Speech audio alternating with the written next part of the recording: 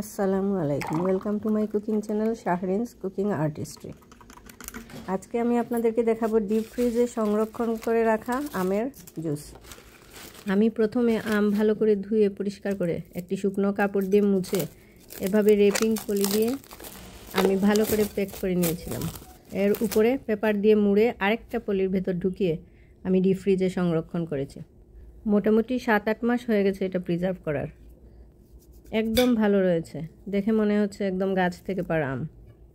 আমি এটা 2 ঘন্টা আগে ডিপ ফ্রিজ থেকে বের করে রেখেছিলাম। আমি হাত দিয়ে এভাবে ছিলে নেব।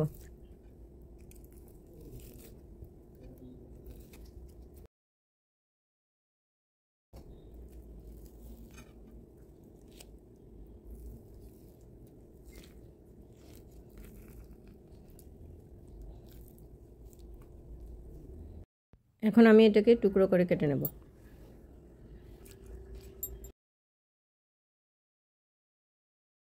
সামনে আমের সিজন আসছে, আপনারাও এভাবে আম সংরক্ষণ করতে পারেন। প্রিজার্ভ করা আমের জুস খেতেই বেশি ভালো লাগে।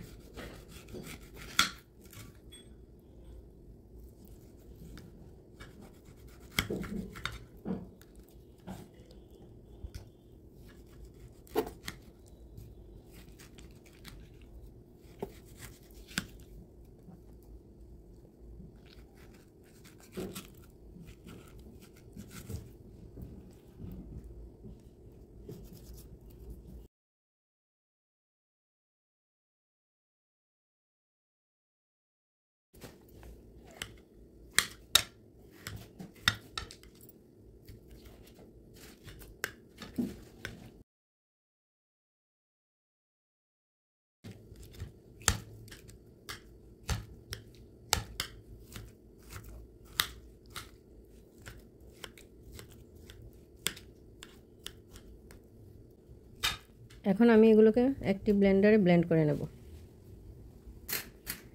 একদম পাকা আমের গন্ধে মৌ মৌ করছে।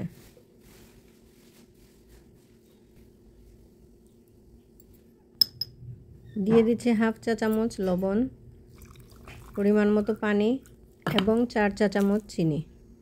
আপনারা চিনি বাড়িয়ে কমিয়ে দিতে পারেন। আমি বরফ কুচি দিচ্ছি না, কারণ আমটা এখনও অনেক ঠান্ডা রয়েছে।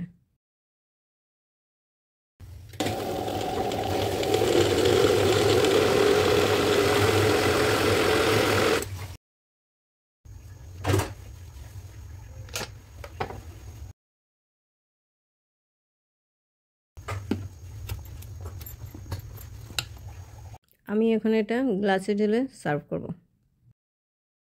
এটা কতটা সুস্বাদু হয়েছে আসলে বলার মতো না। রেসিপিটি যদি আপনাদের ভালো লেগে থাকে তাহলে একটা লাইক ও সাবস্ক্রাইব করতে ভুলবেন না প্লিজ। আর এতক্ষণ যারা আমার সাথে থেকে ফুল রেসিপিটি দেখেছেন তাদেরকে অসংখ্য ধন্যবাদ।